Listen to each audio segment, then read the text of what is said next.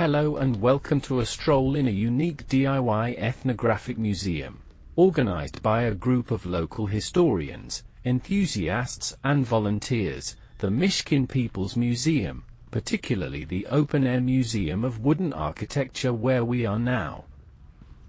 The Myshkin People's Museum, located in the quaint town of Myshkin in Yaroslavl Oblast, Russia, is a unique cultural complex that offers a fascinating glimpse into local history and traditions.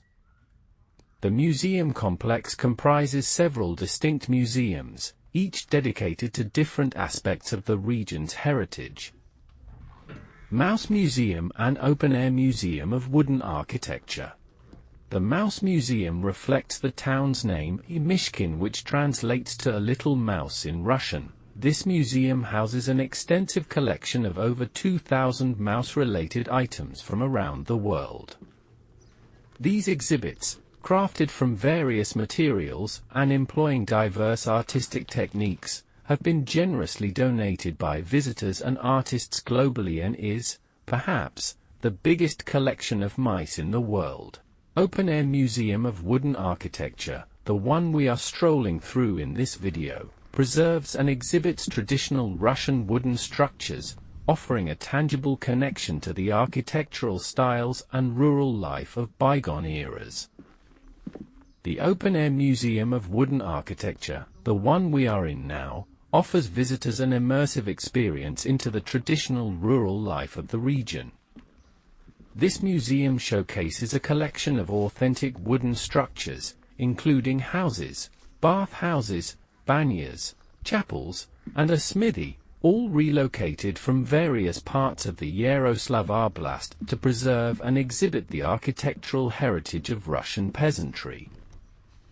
Each building within the museum has been carefully restored to reflect its original state, providing insight into the craftsmanship and daily lives of the people who once inhabited them.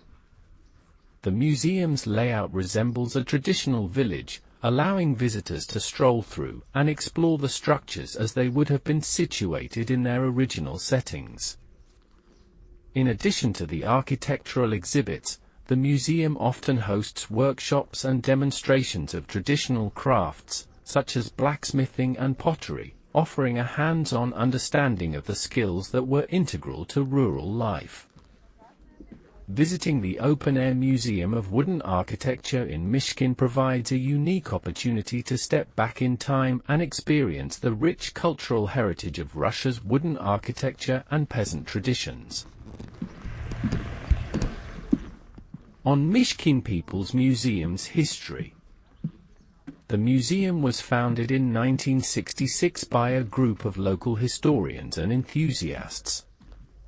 For many years, it existed as a children's and youth volunteer organization without any financial support from either the state or local authorities. There were even periods when it was evicted from its premises, and its modest collection had to be stored in the homes, flats, and sheds of its volunteer custodians. Following attention from the regional press, the Youth Historical Society was granted the use of a dilapidated building, formerly a cemetery church, the Church of the Icon of the Mother of God. With great determination, the local youth community sourced building materials wherever they could and, within 3 years, made the church just habitable enough. They curated their first modest yet touching exhibition of museum artifacts and created the only heated space, a small room for the museum council. Here, on winter evenings, archaeology club meetings were held, research plans were developed, and dreams of great future achievements were boldly shared. On the outskirts of the city, amidst ancient gravestones and centuries-old birch trees, this small museum took root. 7 remarkable yet desperately poor years of museum life followed, forging a strong and resilient community of young enthusiasts who proved their dedication and perseverance. When a new school was built in Myshkin and its old buildings were repurposed, the young museum founders successfully petitioned for the use of the former carpenter's workshop, previously the warehouse of merchant Kalyukin. It was then that the organization adopted its first development program, setting itself an ambitious goal: the creation of an open-air museum. This marked the beginning of a long struggle for territory with neighboring organizations, but after a decade, they secured land stretching from Uglitskaya Street to Studenai Brook. Gradually, they began relocating traditional peasant structures, granaries, chapels, and forges from Myshkin and the surrounding districts. The museum continued to operate without any governmental or municipal funding. Yet, in the face of these challenges, the enthusiasm persevered, and volunteers' extra effort contributed to expanding the museum's holdings. They conducted weekly field trips and twice-yearly expeditions to neighboring regions and the Russian north, assembling extensive collections of ethnographic artifacts. Their aim was to provide a comprehensive portrayal of both urban and rural life in the region. Then came the first visitors, small groups from local schools, pioneer camps, and holiday homes. A modest budget was formed, and organizational roles emerged: a voluntary director, an honorary archivist, and a chief storekeeper. At its peak, the group comprised around 50 volunteers. During expeditions, decisions were made by a special governing body, the Council of Generals, while at all other times, the Museum Council, led by its long-standing chairman, Vladimir Alexandrovich Grechikin, formerly a stonemason, later a journalist for Voltsky Zori, managed affairs. As national newspapers shared stories of this museum republic of boys, its fame grew, bringing an increasing number of visitors and supporters. One of its most devoted friends, journalist I.B. Medovoy of Soviet Culture magazine, inspired the idea of establishing a mouse museum. In 1991, the museum was born, immediately becoming a symbol of the town and its unique identity. Soon after, efforts began to create the Museum of Pyotr Arsenievich Smirnov, dedicated to Myshkin's most renowned native, the so-called Napoleon of Russian vodka. By then, the museum complex had amassed nearly 10,000 artifacts, covered almost 2 hectares of land, and housed 12 traditional folk structures, forming the core of its open-air ethnographic exhibit. It was at this stage that the museum entered the realm of mainstream tourism, aided in the 1990s by Governor A.I. Litzin. With its distinctive heritage complex, unlike anything else in the Yaroslavl region, Myshkin boldly embraced tourism, growing its annual visitor numbers from 5,000 to an impressive 100,000.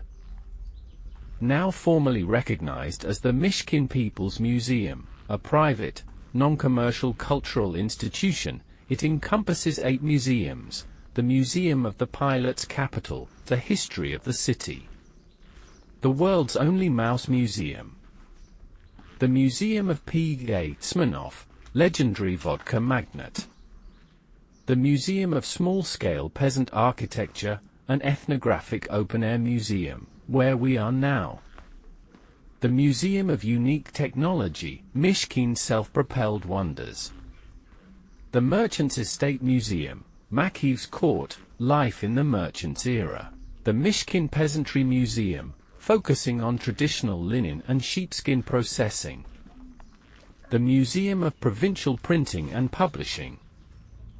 For nearly 20 years, the museum has also organized the annual Governor's Festival of Retro Technology, Myshkin's Self-Propelled Wonders.